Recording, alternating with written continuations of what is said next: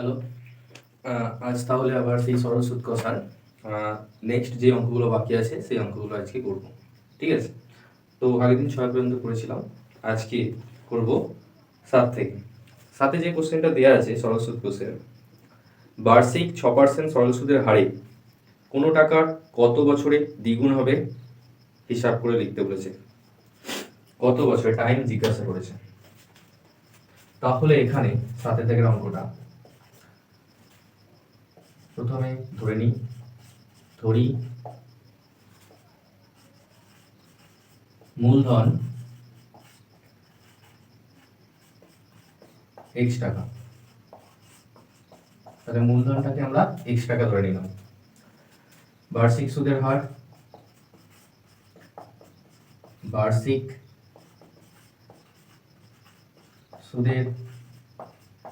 হার যেটা দেয়া আছে 6%।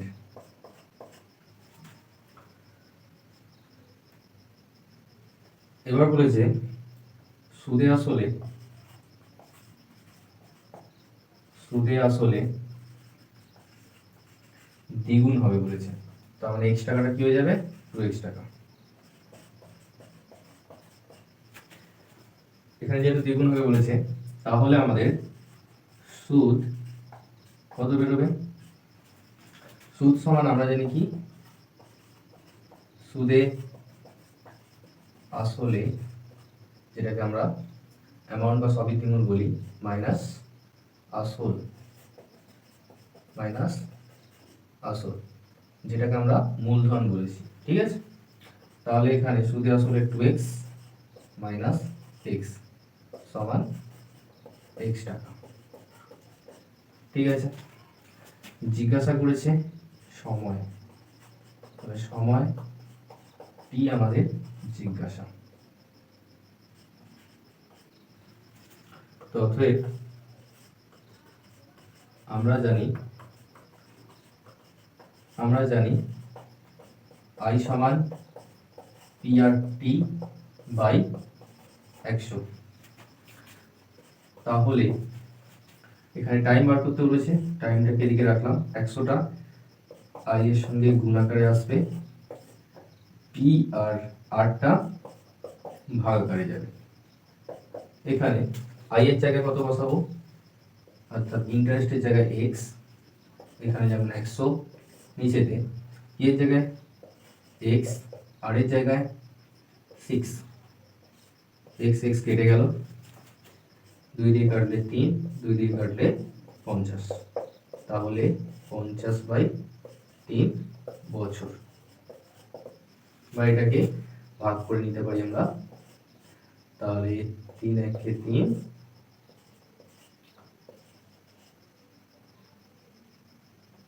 3 6 18, তাহলে এখানে লিখতে পারি 16×2=3 বছর।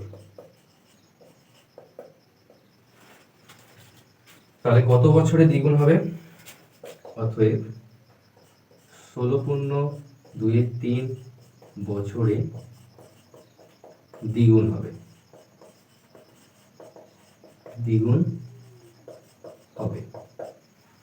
ঠিক আছে, তাহলে এইভাবে আমরা 7টা কমপ্লিট করলাম। ঠিক আছে, এরপরে 8-এর অঙ্কটা কি বলেছে আগে একবার পড়ব। বলছে মান্নান মিয়া কিছু টাকা ধার করার 6 বছর পর দেখলেন দেয় সরল সুদের পরিমাণ আসলের 3/8 অংশ হয়েছে। বার্ষিক শতকরা সরল সুদের হার কত নির্ণয় করতে বলেছে। তাহলে বার্ষিক সরল সুদের হার সেটা নির্ণয় করতে বলেছে। তাহলে এখানে আমরা মূলধনটাকে x ধরে নেব, বার্ষিক সুদের হার জিজ্ঞাসা করেছে, তাহলে এইগুলো সবকটা আমরা মুছে দিচ্ছি।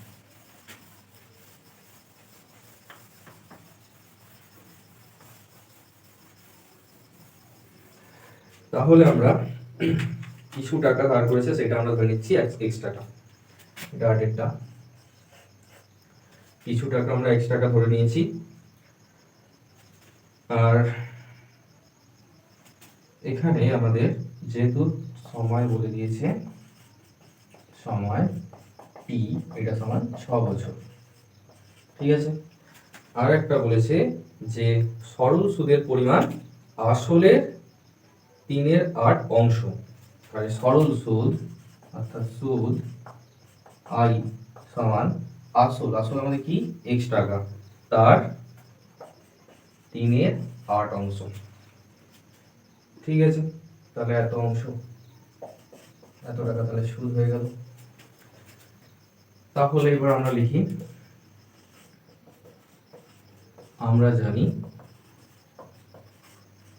কি জানি, আই সমান PRT/100।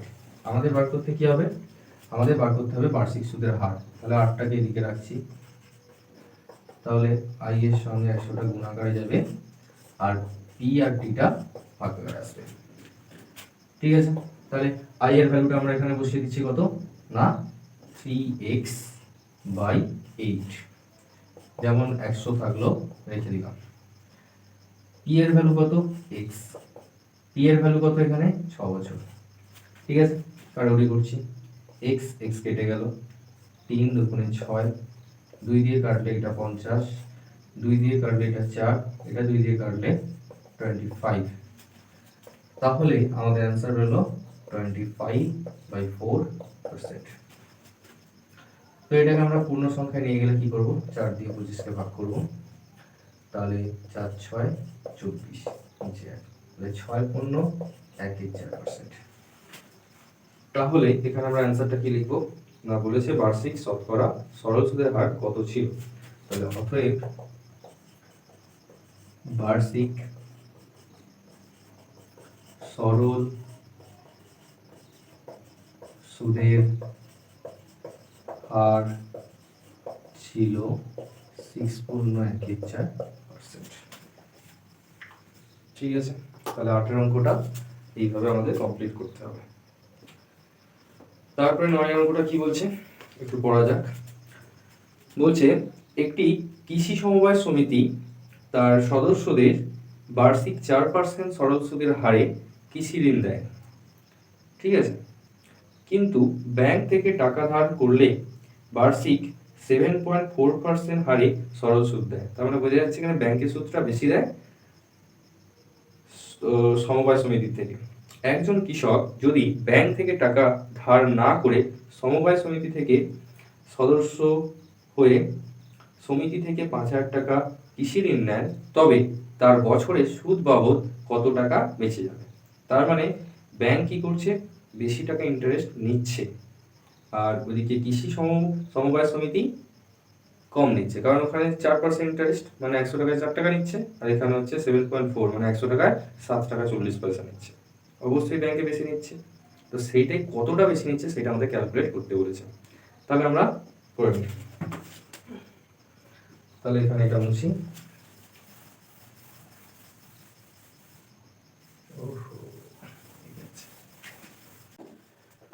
তাহলে 9টা।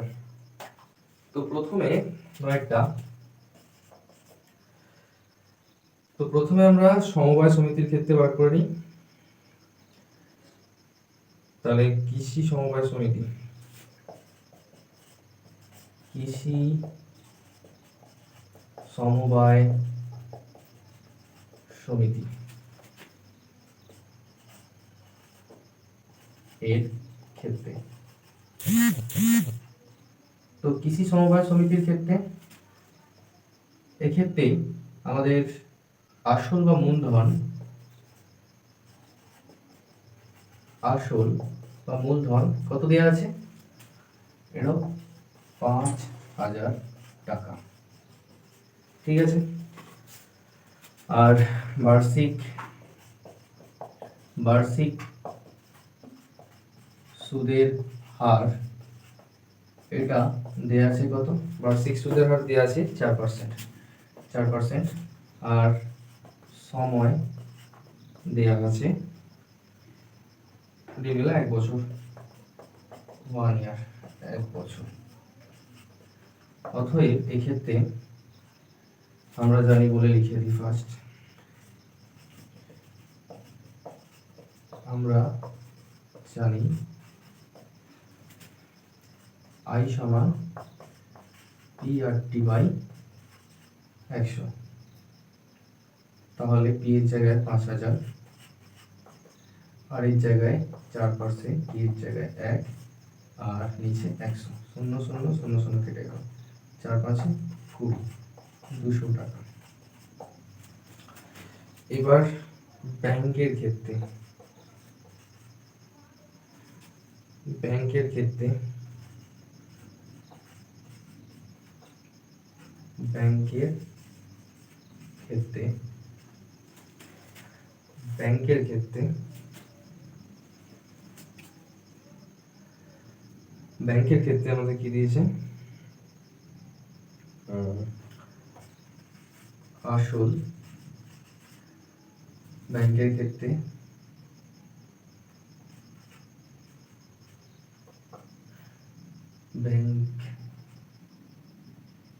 ব্যাংকের ক্ষেত্রে আসল এক্ষেত্রেও 5000 টাকা। আচ্ছা, এখানে বার্ষিক সুদের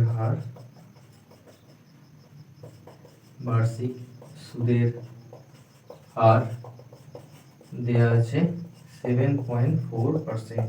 তাহলে 7.4 5 উপরে 3 আর হচ্ছে 7, 37/5%। আর সময় 1 বছর। আমরা জানি I সমান PRT বাই 100। P এর জায়গায় 5000, আর এর জায়গায় 37/5, T এর জায়গায় 1, নিচে 100, 2 0, 5 দিয়ে কাটলে 5, 1 5, 370 টাকা।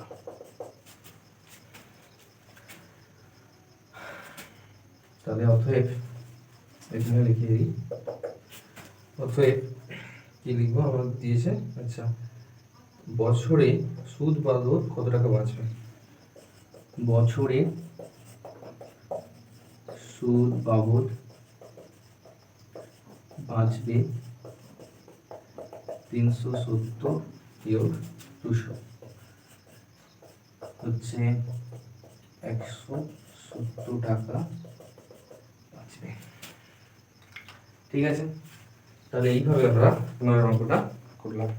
ঠিক আছে, তো এবার 10 অঙ্কটা কি বলছে একটু পড়া যাক। তো 10 অঙ্কটা কি বলছে? 10 অঙ্কটা বলছে যদি 292 টাকা একদিনের সুদ 5 পয়সা হয়, তবে বার্ষিক শতকরা সরল সুদের হার হিসাব করে লিখতে বলেছে। তাহলে সরল সুদের হার মানে হচ্ছে আর বার করতে বলেছে। আমাদের আসল দিয়ে দিয়েছে, সময় দিয়ে দিয়েছে এবং সুদটাও দিয়ে দিয়েছে। চলো করা যাক।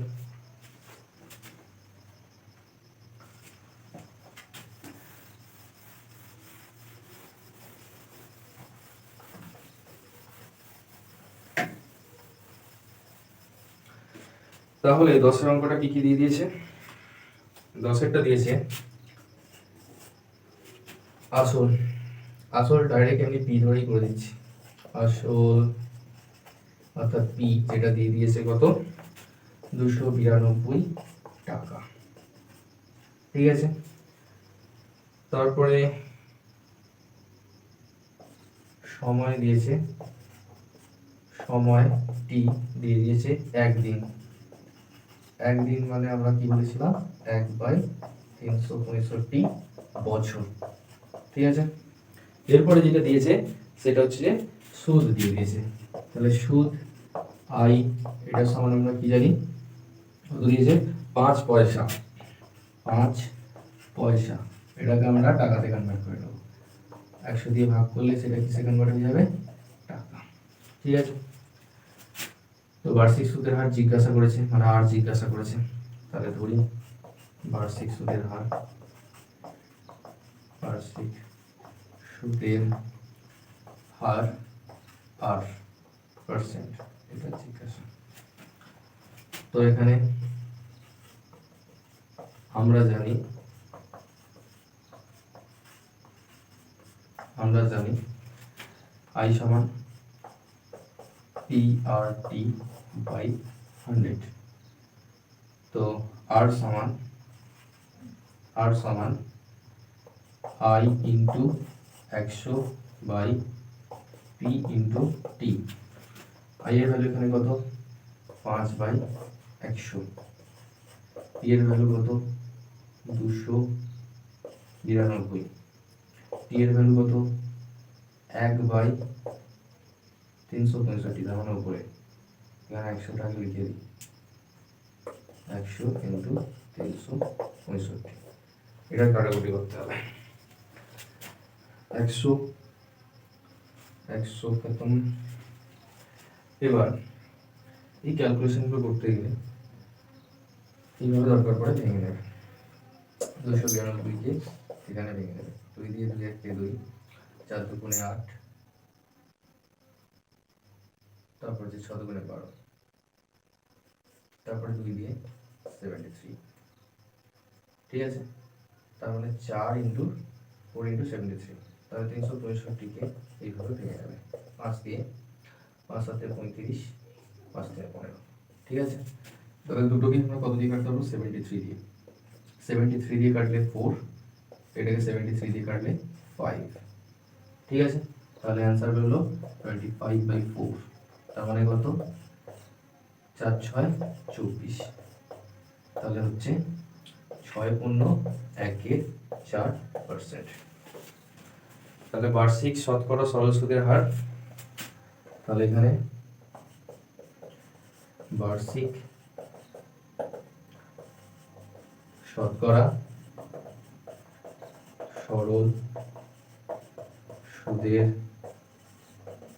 হার 6.14%। তাহলে হলো কতটা হলো 10-10টা হয়েছে। এবার 11টা যাই। 11টা কি বলেছে? 11টা কি বলেছে? 11টা বলেছে বার্ষিক 8% হার সরল সুদে কত বছরে, তার মানে টাইম জিজ্ঞাসা করেছে, 600 টাকার সুদ 168 টাকা হবে হিসাব করে লিখতে বলেছে। চলো করা যাক এটা।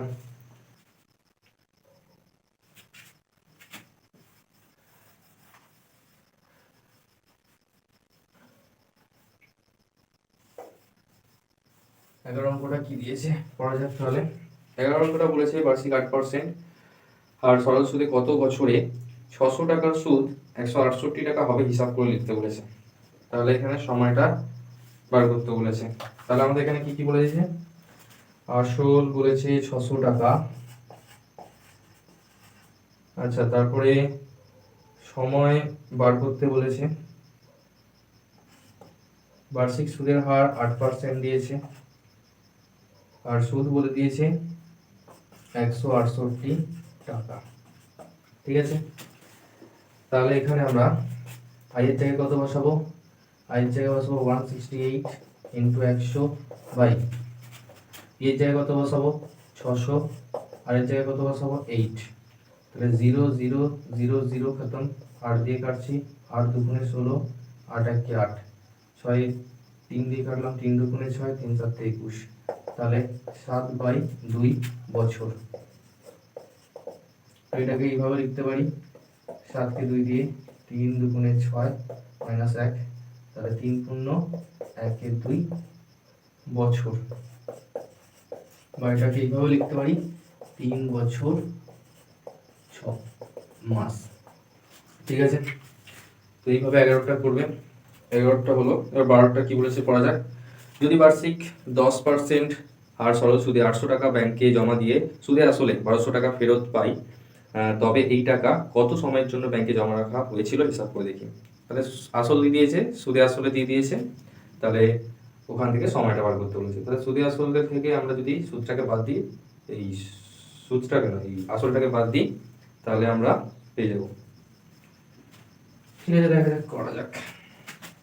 এটা মুছলাম, এটা মুছলাম, এটা মুছলাম, এখানে ক্যালকুলেশনটা মুছে দিলাম। দেখা যাক কি বলেছে। তাহলে এখানে আমাদের আসলটা 800 টাকা,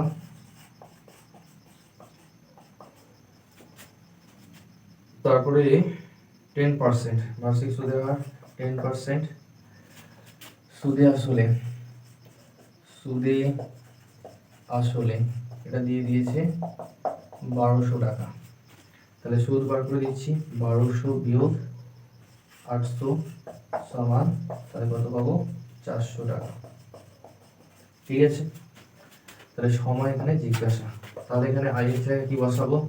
400 ইন্টু 100, নিচে পি এর জায়গায় বসাবো 800, আর এর জায়গায় বসাবো 10%, 0 0 খতম, 0 খতম, 0 0 খতম, 4 দুগুণে 10 2 5। তাহলে আমাদের কত? 5 বছর। ঠিক আছে, তারপরে 13 দাগের অঙ্কটা কি বলেছে পড়া যাক। 13 দাগের অঙ্কটা কি বলেছে পড়া যাক। 13 দাগেরটা বলেছে কোন মূলধন একই বার্ষিক শতকরা সরল সুদের হারে 7 বছরের সুদে আসলে 7,100 টাকা এবং 4 বছরে সুদে আসলে 6,200 টাকা হলে মূলধন ও বার্ষিক সরল শতকরা সুদের হার কত? আচ্ছা, মূলধনও জিজ্ঞাসা করেছে, বার্ষিক শতকরা সরল সুদের হারও জিজ্ঞাসা করেছে, এবং এটা খুবই ইম্পর্টেন্ট 13টা। চলো করা যাক 13টা কি বলেছে।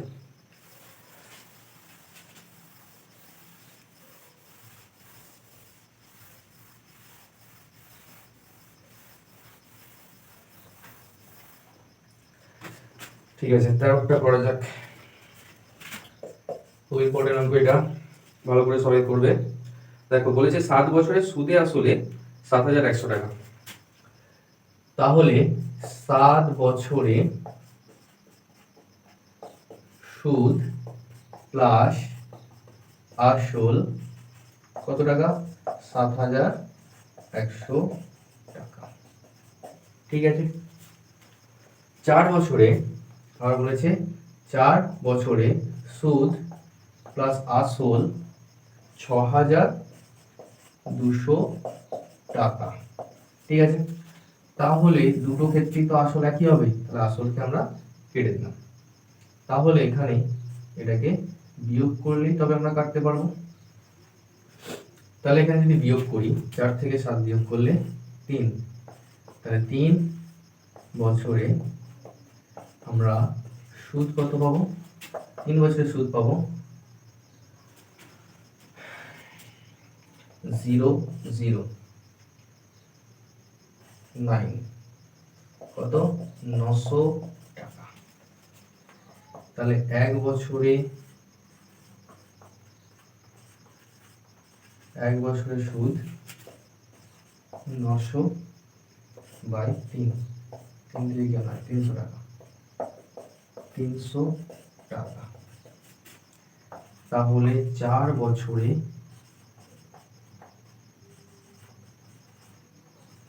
সুদ 300 ইন্টু 4, 1200 টাকা। ঠিক আছে, তাহলে 4 বছরে সুদে আসলে যদি 6,200 টাকা হয়, আর 4 বছরের সুদ যদি এত টাকা হয়, তাহলে আমরা সুদে আসল থেকে সুদটাকে যদি বিয়োগ করে দিই, তাহলে কি করে থাকবে? তাহলে অর্থাৎ মূলধন হবে কত? 6,200 থেকে যদি আমরা 1200 বাদ দিই, তাহলে হয়ে যাচ্ছে 5,000 টাকা। তাহলে আমরা মূলধন পেয়ে গেছি 5,000 টাকা। তাহলে অতএব মূলধন পেয়ে গেছি, আমাদের বার্ষিক সুদের হার বার করতে বলেছে, সময়টাও জানি।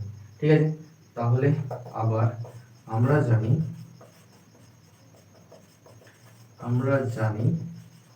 আই সমান PRT বাই 100। আর বার করতে হবে, তাহলে আর সমান কি হবে? 100 into I by P into T. তাহলে এখানে 100 ইন্টু আই এর জায়গায় বসাবো 4 বছরেরটা নিচে, তাহলে 1200 টাকা সুদ, পি আসল হচ্ছে 5,000 টাকা, আর টি সময়টা এখানে 4 বছর নিচ্ছে, মানে 4, 1 2 3টে, 1 2 3টে, 5 দুগুণে 4 3, তাহলে 3 দুগুণে 6%। তাহলে অতএব এটার অ্যান্সার কি লিখবো? মূলধন ও বার্ষিক শতকরা সরল সুদের হার নির্ণয় করতে হবে। তাহলে আমরা পেয়ে গেলাম। অতএব বার্ষিক সুদের হার 6% ও মূলধন 5,000 টাকা। ঠিক আছে, তাহলে আমরা 13 দাগের কাজটা এইভাবে করলাম।